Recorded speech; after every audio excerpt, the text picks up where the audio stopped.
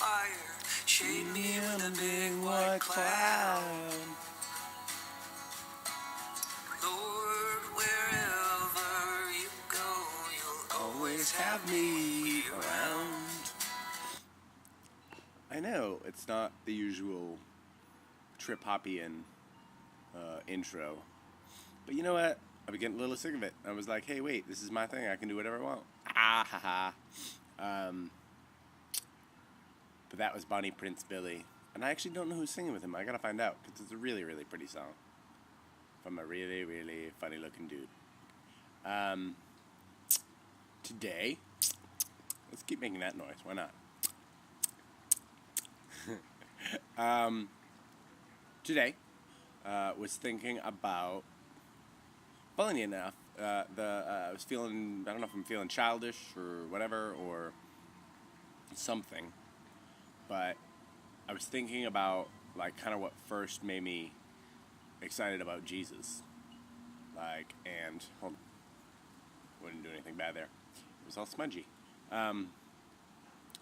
And what first drew me to him was, as a young rebellious boy, was his kind of badassery.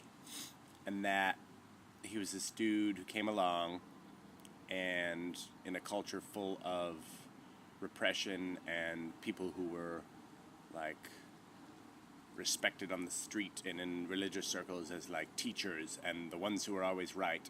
And he was constantly like, actually, here's what you're missing, Mr. Letter of the Law, pays no attention to the soul of things. And as a kid, love that. What a great idea. And wait, this guy is the savior of humanity? Heck yes. Heck yes.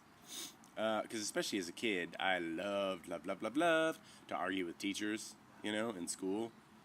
And learning, you know, that, like, logic and intellect was kind of, you could wield it like a weapon, you know. And they didn't like it. But then at the same time, you weren't really doing anything wrong, other than maybe disrupting class. But hey, I'm a student too. This is how I want to learn, Socratic Lee. That's the second time I mentioned Socrates this week. Curious. So I was thinking about that this morning because I think because my devotion was talking about the sort of that Jesus would bring a sword, and I was like, what? I was like, I don't remember this. This sounds really cool. So I had to go look it up. And my first year at Burning Man, I had this awesome conversation. It was like my breakthrough evening there when I really, like, let stuff go. I had this awesome conversation with this guy, Joe Hersley, and I was kind of describing my life philosophy or whatever, and I was like, you know, maybe Jesus and samurai films. And I was trying to sound cool, probably, but it's also true. And I've always liked that aspect of samurais are awesome. I'm a boy. Samurais are awesome, okay? And I've always loved that where, even though they probably came from a more Taoist Buddhist tradition, that I liked where the intersection for me, where this Jesus guy was and where they were, that, like, so much of the code was really, again, this whole relinquishing of self mode, where they were, like, everything they did had to be pursued as though every move was going to be your last movement, and every battle you engaged with, let's go ahead and assume that it will end in your death. And another Burning Man related thing this year, Graham Sorsa, who's awesome, led a meditation on today I might die, or today I will die, I don't remember. Nonetheless, dwell on today may be your death day. And we spend so much time running away from death and being afraid of death, and there's something quite legitimate about that. And that's also another aspect of Jesus that's always appealed to me, that the conquering of death. But yeah, today I might die. And that's what I liked about samurais, because they were like, all right, today I might die. That's fine, so this is how I'm going to live. I'm going to live according to this, and this. And who knows whether they always did it. I recently found out that pederasty was quite popular amongst samurai ranks. Who knew? But there's something in that I'm trying to follow, at least today and this week or whatever, is as much as Christ came to bring peace and be a balm to the hearts of men, that he also came to kind of separate the wheat from the chaff, I suppose, within and without. And he said that he came not to bring peace but a sword, which is funny because he was such a prince of peace, and much of what he spoke of was about inner peace and outer peace, and getting out of your own way and not being so selfish as to be warlike. But the sword he kind of talked about, although it'd be really cool if it meant a real sword, and if as a Christian I could just walk around carrying a real sword, how cool would that be? The sword really meant this sort of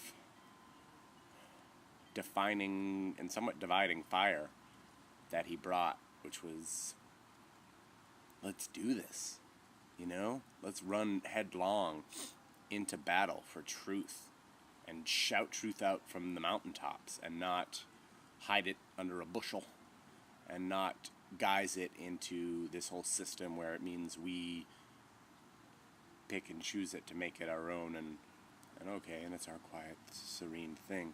That this sort of joy is meant to be lived out in the world, because that's how stuff's meant to be in general. That's how joy is meant to be in general. I mean, that's how it works artistically. If you've got some ish going on, man, you got to just rush out and do it. You got to rush out and be it. You can't just go, oh, this is my quiet little idea, and I'm going to hold on to it. So why not with the truth of the universe and eternity? Why not just live it out loud and fierce and wield that sword of truth with fiery, loving passion? So that's kind of why I like samurais. That's kind of what I'm thinking about today, is to not fear lack of peace and to just be bold in my life, in my artistic endeavors, writing endeavors, acting endeavors, but most importantly of all, my spiritual self, to live that out loud and proud. And that's kind of why I'm doing this whole thing in general, is just to be like, all right, I need to kind of wield this loudly and not just pray silently and have my ideas or whatever, but kind of mess it up and battle it out and fear not, because truth will always divide people. Truth and boldness will always divide people, and you've seen it 1,000 times and you've probably even felt it. I know I have, when someone does something super cool and just blazes out there, even if it's half of a failure. Part of you is like, oh, that's so great for them, and part of you is like, I don't know, not suffused with jealousy. So maybe suffused with jealousy, or why do they do that, or how did they get that little access, or really, who cut that for them, or whatever, and I think the spiritual self is very similar. So I want to live loud and proud and make people wonder that about me. Wonder where I get my zeal and my joy, and just fear not about the judgment of men or the judgment of anything, man. Be ready to die today, and not just literally die, which has always been sort of a fascinating concept, I think, is, again, maybe it's for girls too, but I've always thought it was a very boy thing, that, like, I don't even say martyrdom for any reason, whether it be, to protect the innocent in a small town on the edge of nowhere, or, whatever, for whatever reason. There's something glorious about that. That's how so many of the cool action movies die. When the guy, the stranger, decides to come back and save the town, and he dies for everybody, but he still beats all the bad guys. Like, what an awesome idea. It's almost too easy.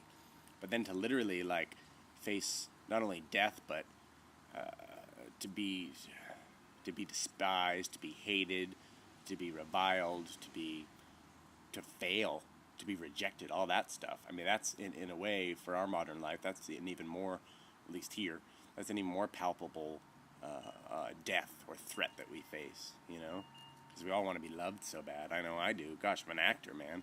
That's all about, like, pursuing adoration to some degree, Anyway, so that's what I'm thinking about. Today, I might die. I might die in all the ways that die means. But you know what? I'm going to live furiously and wield a sword of truth and passion and love. Huh? How does that sound? That sounds fun, doesn't it? Slice, slice, with love. I don't know. Have an awesome, awesome Sabbath, 7-day Adventists, and my Jewish friends. Peace.